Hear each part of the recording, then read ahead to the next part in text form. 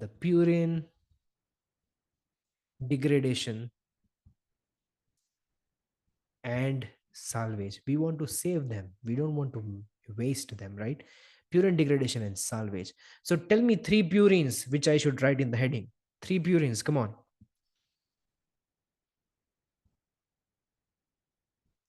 What I should write in the heading?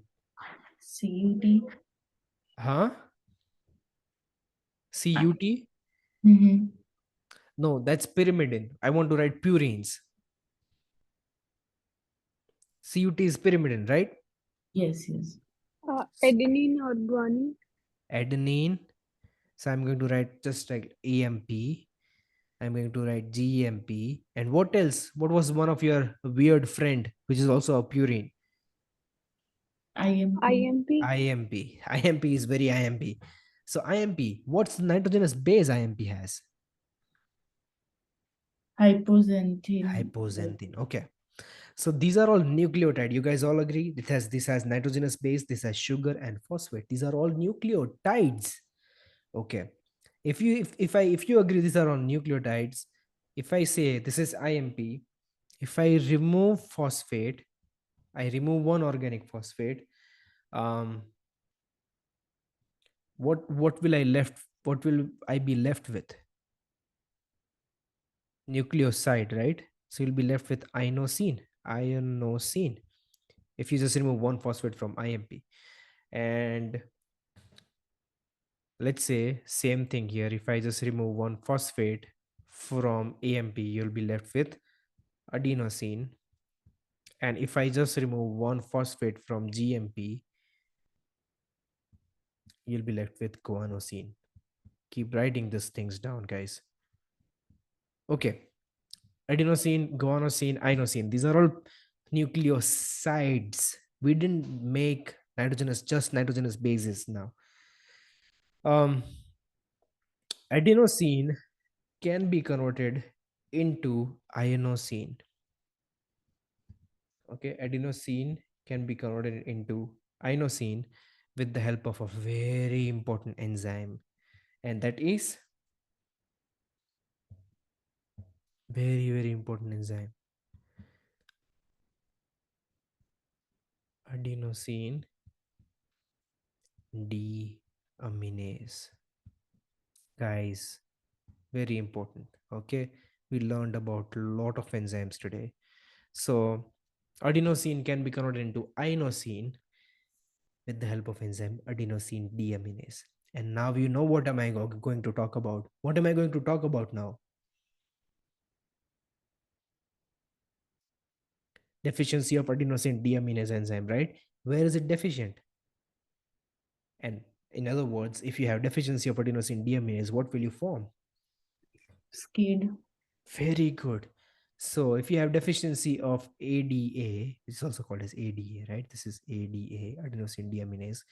If you have deficiency of this, you get severe combined immunodeficiency. Severe combined immunodeficiency, meaning you have deficiency of both B function, B cell function, B lymphocytes, and T lymphocyte. That's combined. That's why it's called a severe combined immunodeficiency. Now look at this. If you have deficiency of this enzyme, what will be the levels of AMP in this child? Increased. What will be the level of ADP? If AMP is high, what will be the level of ADP? Adenosine diphosphate, also high. What will be the level of ATP? Also high. What will be the level of deoxy ATP? That will be also high. So this all things backs up, and ultimately this child will have high levels of deoxy ATP. Now looks like this high levels of deoxy ATP is lymphotoxic. Okay, it's lymphotoxic. That means it is going to kill your B cell and your T cell. They are going to get killed. That's why it's called a severe combined immunodeficiency. Okay, you'll get life-threatening opportunistic infection from childhood if you are diagnosed with SCID. Now remember, from immunology we have two forms of mutations If you can also have interleukin 2 gamma receptor mutations, which is X-linked recessive disease. There also you can get SCID, and you can also have autosomal recessive mutation like um, adenosine deaminase. That's an enzyme problem. So both inheritance, autosomal recessive and X-linked recessive. If it's interleukin 2 gamma receptor, that's X-linked recessive. If it's adenosine deaminase deficiency, that's autosomal recessive. Okay. I'll be really impressed. Any treatment, Okay, I'll make it easy. Definitive treatment of SCID. Either it's gene therapy or bone marrow transplant. Or initially, you can also do enzyme replacement therapy, which is also called as ERT, enzyme replacement therapy. What will be uh, what will happen to thymus in patients of SCID?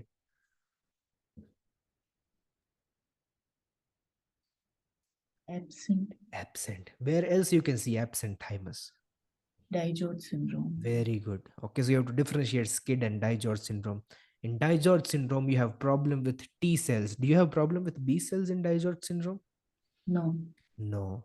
Do you have hypocalcemia in SCID? No. No. That's how you differentiate SCID and Dijot. Okay. Wonderful. So that's your ADA deficiency. And now, so I'm just gonna connect this. We already made inosine here. Okay. So inosine. You remember this inosine? Inosine. Inosine has what nitrogenous base?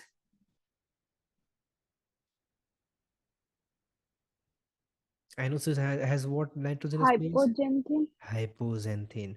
So what should I remove from here?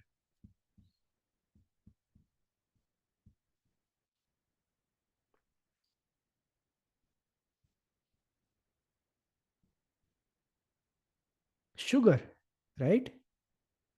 That's ribose 5-phosphate. Inosine is a nucleoside. I just want to make a base, nitrogenous base. So you remove sugar. So in contrast, you add sugar to hypoxanthine, that will make inosine. You add phosphate to inosine, that will make a nucleotide. Is it difficult? So here are we, hypoxanthine and guanine. Hypoxanthine and guanine. Very, very important. It's so easy if we just break this down. Hypoxanthine, guanine. They are what? Nitrogenous base. Hypoxanthine and guanine are nitrogenous base. That means if I somehow want to salvage this purines, see, we are degrading the purine. 90% of the time when you are degrading the purine, you can salvage them. Okay, you can recycle back them. So if I want to recycle back them, I have to convert this hypoxanthine guanine again back to a nucleotide.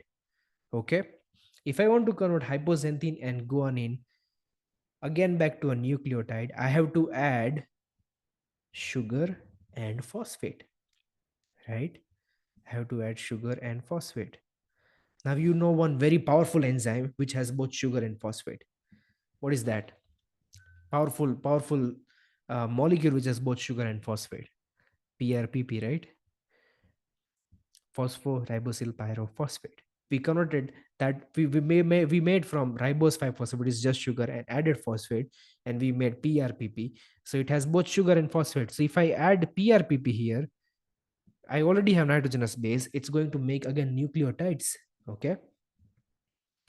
Now nucleotides, right? Like it's going to make guanosine monophosphate, and again you convert hypoxanthine nucleotide, it's going to make inosine monophosphate.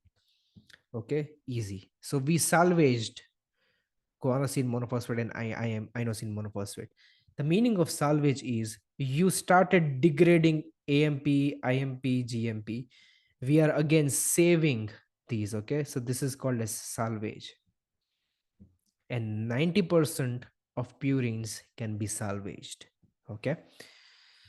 Now, there is one very, very important enzyme which helps to convert hypoxanthine guanine into GMP and IMP. Here. Very important enzyme here. What is that? HGPRT. Excellent. HGPRT. What's the full form of HGPRT?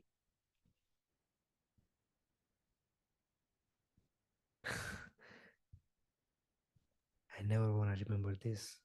The reason I wrote everything down here because we can remember the full form here. Look at this. Hypoxanthine, guanine, phosphoribosyl transferase. Yes. I was so happy when I decoded this, okay? Because we are taking hypoxanthine, we are taking guanine, we are taking help of phosphoribosyl, and we are transferring everything down to make a nucleotide. Hypoxanthine, guanine, phosphoribosyl transferase. And if just somebody asks you, what is HGPRT? We are taking hypoxanthine and guanine, we are adding some phosphate and a sugar. So we are trying to salvage nitrogenous base.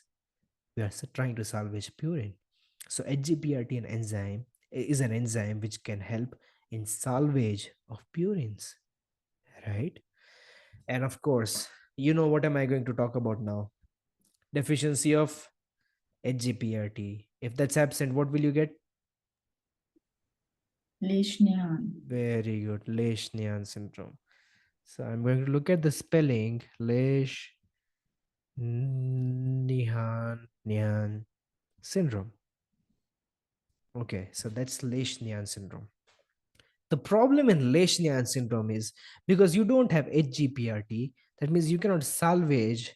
So what will happen to hypoxanthine and guanine? It will go to this pathway. Okay, and what is this pathway? Further degradation of hypoxanthine and guanine. Further degradation of hypoxanthine and guanine, they can be further degraded into what molecule? And I'm going to erase this so that I can extend this a little. Okay, hypoxanthine and guanine can be further degraded into xanthine. And now you know the story, guys. Xanthine will further degrade into uric Uric acid. acid. Perfect. And what's this famous enzyme? Xanthine Hypoxanthine, oxidase. xanthine oxidase, xanthine oxidase. Even here, there is xanthine oxidase. Reason why this is important, because you know why. Why this is important? Because we have what drug which can inhibit this? Allopurine. Excellent. Purine. Allopurinol and Febuxetine. very good. Allopurinol can inhibit xanthine oxidase and febuxo febuxostat can inhibit xanthine oxidase. Now, if you have HGPRT deficiency, you cannot salvage here. So as I said, it will all move on this direction. So the patients with HGPRT deficiency or Leishman syndrome will have high levels of uric acid. So they will have high levels of uric acid. Uric acid will deposit everywhere in the joints. They start biting it. That's called as what? Pseudogout. Ah, no. Pseudogout is deposition of calcium pyrophosphate in the joints. Uric acid deposition is just gout. So these people will get gout. And if a bite keep on biting, what is this behavior called as? If you are biting yourself, self-inflicted injuries, Self-mutilation. self-mutilation. That's like classic thing, right? In Leishman syndrome, you keep on biting. Why? Because it's so much painful. I started biting my fingers. Um, it's painful. That's why they just bite their fingers. Okay. All right. So uric acid. Where okay, now we degraded the purines. Look at this. We started with making nucleotides. We made DNA. We broke down purines, and then finally we have uric acid. So now you know where is this uric acid coming from. It's purine. That means when you break down your DNA, you'll make this uric acid. Whenever your cells are getting killed, you will make uric acid. Finally, see, birds can make a lot of concentrated urine, right? Because they have an enzyme called as uricase. Okay, so uricase, if you have uricase, you can convert this uric acid in a soluble allantoin, and then you can pee it out in your urine. Okay, if you have uricase enzyme, birds have uricase enzyme, so they can concentrate that urine so much and make it soluble into allantoin, and they can excrete into small urine. Okay, we don't have uricase enzyme, right? So we cannot convert uric acid into soluble allantoin, so we just excrete uric acid. Now the problem comes when you're having high cell turnover, when your cells are getting killed. When that can happen?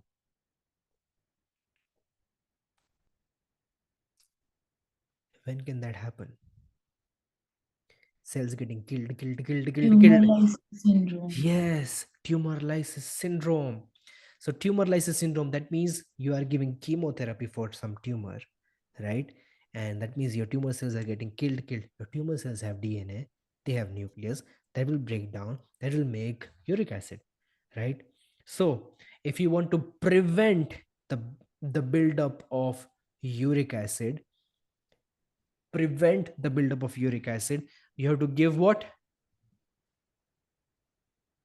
Allopurinol and febuxostat. Mark my words.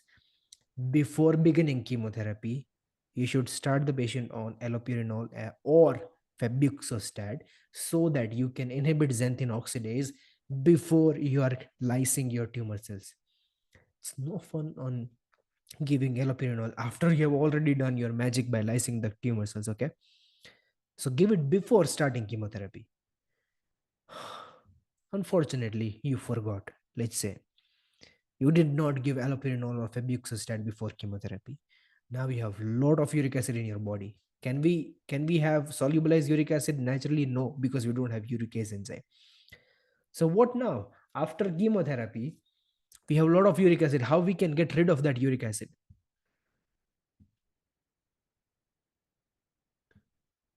We need to have some analog of uricase enzyme. So pharmaceutical companies were like, let's learn something from birds. They have uricase enzyme. Let's make an analog of uricase enzyme, which we can give to human if they want to solubilize their uric acid. If they have a lot of uric acid, you can solubilize that uric acid and make it into soluble allantoin, and then you can excrete it into urine. So we have one uricase analog. What is the name of that drug? Uricase analog. Rasburicase. Excellent. Rasburicase. Now you know this is uricase, analog of rasburicase. Analog uricase, analog rasburicase. You can solubilize your uric acid into allantoin and you can excrete into urine. So before chemotherapy, give allopurinol and febuxostat. After chemotherapy, if you messed up and you have still have a lot of uric acid, give rasburicase. Wonderful. Okay. We also have some other fancy drugs like pegloticase. Okay. Pegloticase, rasburicase. These are just uricase analog. Okay. Okay. Now, any questions up to here? If not, then I will start talking about this thing, 6-mercapturine azathioprine. You know the fact, now you know the function of HGPRT, right?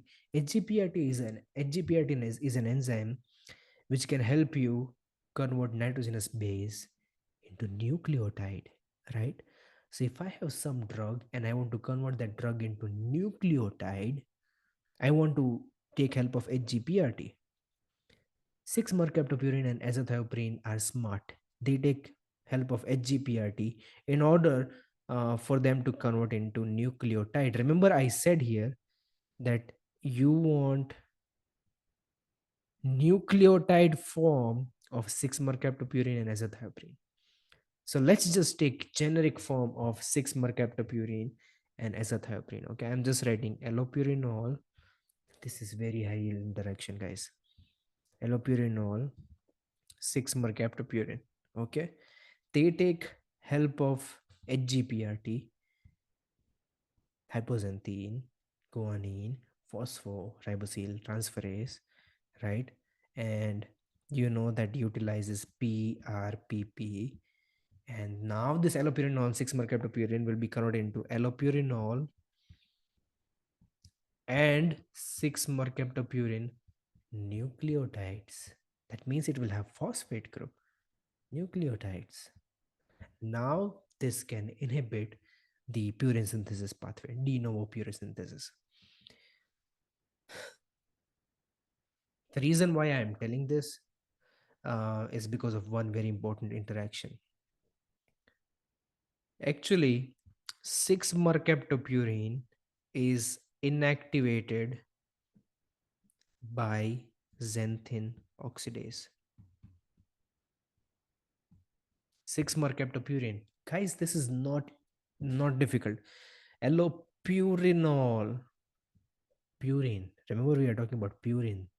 6-mercaptopurine. We are talking about purines. So you convert those purines or nitrogenous base into nucleotide, and now they can mess up with your enzyme, right? Because they behave like nucleotide, purine nucleotide.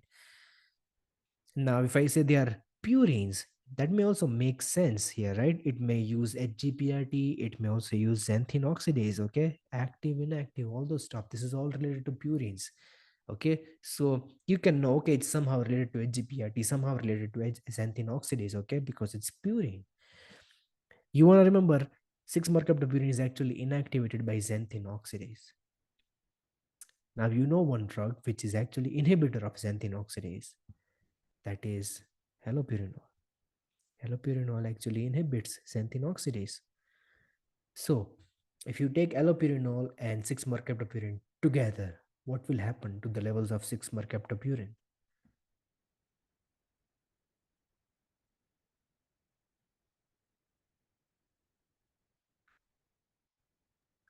Toxicity of 6 MP, like, Very good. So, if you take allopurinol, your 6-mercaptopurine will not be degraded, and you'll have high levels of 6-mercaptopurine and active 6-mercaptopurine nucleotide, which can block your de novo purine synthesis. And a lot of toxicities. So rather than stating that, actually hematologists, oncologists use this as a privilege. So if you give allopurinol and 6-mercaptopurine together, you can use less dose of 6-mercaptopurine, right? So that will rather decrease the toxicity. So you give 6-mercaptopurine and allopurinol together. If you give it together, you might need less dose of 6-mercaptopurine because allopurinol will block xanthine oxidase. So less of 6-mercaptopurine will get inactive, and more treatment effect you will have, more anti-cancer effect you will have. Okay. So that's your purine and pyrimidine synthesis. Okay. Any questions? No. When I talked about CPS2 here, CPS2 is an enzyme of pyrimidine synthesis. I'll talk about CPS1, which is an enzyme of urea cycle. In both of um,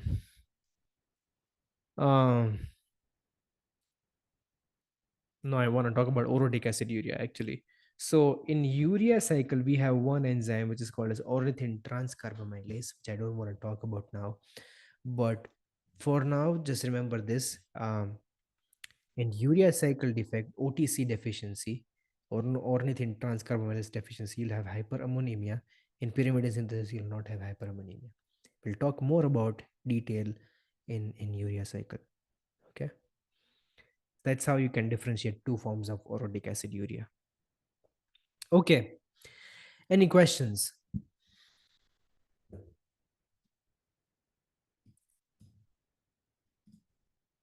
Any questions? So I'll just save these slides so you can have a reference.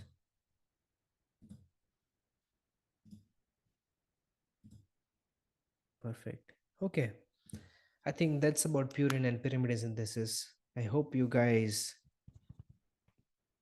got comfortable with purine and pyrimidine synthesis. Any questions? So can you explain this slide again? Which one? Allopurinol and 6. Oh, Allopurinol and 6-methyl. sure. See, allopurinol, normally both allopurinol and 6-mercaptopurine has to be converted into nucleotide form with the help of HGPRT so that they can inhibit the purine synthesis. Okay. 6-mercaptopurine is actually inactivated by xanthine oxidase. So if you give allopurinol, which is inhibitor of xanthine oxidase, your 6-mercaptopurine will not be inactivated properly. So you'll have high levels of 6-mercaptopurine. So if the patient is taking both allopurinol and 6-mercaptopurine together, you'll have higher level of 6-mercaptopurine. Do you agree, Rafika? Yes. So if you inhibit this step, you will not be able to inactivate your 6-mercaptopurine. So there will be high, then high conversion into active form, then high toxicity, correct? So rather Yes. you can use this phenomena in welfare of the patient. If you give 6-mercaptopurine and allopurinol together, you might need less dose of 6-mercaptopurine because you are Okay. inhibiting xanthine oxidase with the allopurinol. Okay. Right? Wonderful. Yes. Okay. Any more questions? Awesome.